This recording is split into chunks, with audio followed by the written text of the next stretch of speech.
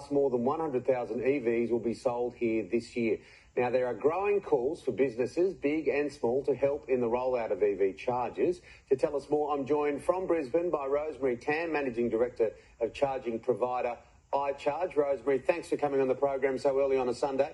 We'll talk about charging infrastructure in a moment, but talk me through this new report from the EV Council. How many Australians actually drive an electric vehicle at the moment? Good morning, Tim. Well, we know that there's 180,000 EVs on the road right now. We also know that 1 in 5 Australians are thinking of buying their first EV within the next 12 to 24 months.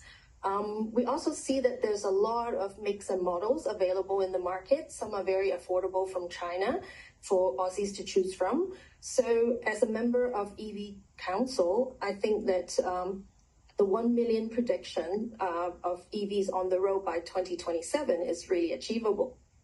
Now, we've heard a lot in recent years about range anxiety because of the nature of our country, the vast land that we live in, being one of the reasons Aussies might not be choosing to own their EV and they go with more conventional vehicles. But you say that's no longer one of the top concerns and it's being replaced by charger anxiety. What does that mean?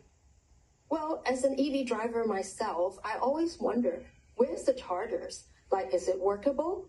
And is it available for me to use? If it's not, when is it going to be available? What's the speed and how much does it cost? Unfortunately, right now, the experience is a little bit of a hit and miss. There's an inconsistency of service and like sometimes the information are not very reliable. So that's why I call it charger anxiety. There's been a bit in the news about EV resale values taking a big tumble in recent months. That would obviously play on the mind of anyone considering buying an EV. Do you see the second-hand market improving?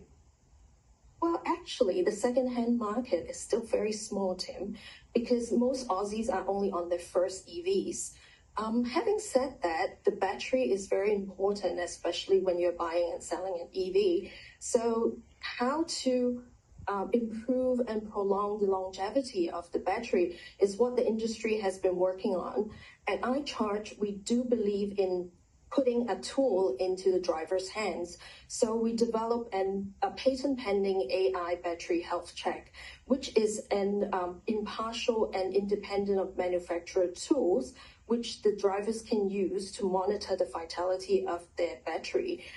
In doing so, I think that there is clarity between buying and selling, and also, so the better the battery, the better the selling price. Yeah, now you work with both the public and private sector rolling out chargers, and you've worked overseas for many years. What is Australia doing well at the moment, and what can we do better?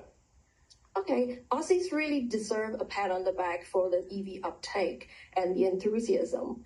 But because of the uptake is so fast, I do worry that we will fall prey into like prioritizing quantity over quality for when it comes to EV infrastructure, because not all chargers are created equal. Interoperability between charging network is crucial in reducing the charger anxiety that I was talking about and give the drivers a convenient and reliable way to charge their EVs. Do you think it's just going to grow faster and faster, the whole electric space? It's been a controversial topic. It's been discussed in the federal parliament this week. Do you think it's just going to move quicker and quicker and quicker, Rosemary? Definitely, because when I first started this business back in Hong Kong in 2016, like I can see the wave in each country that iCharge moved to, the speed of uptake is faster and faster.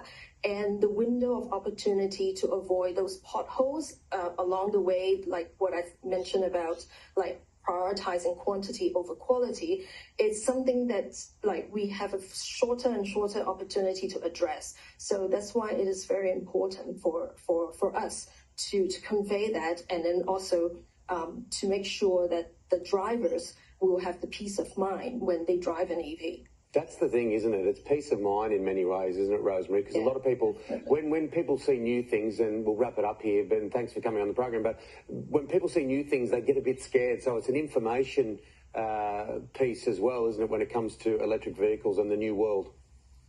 Yes, definitely. Thanks for having us. So thanks for joining us, and we'll chat with you soon. Thank you, Rosemary. Thank you for having me, Tim. Thank you.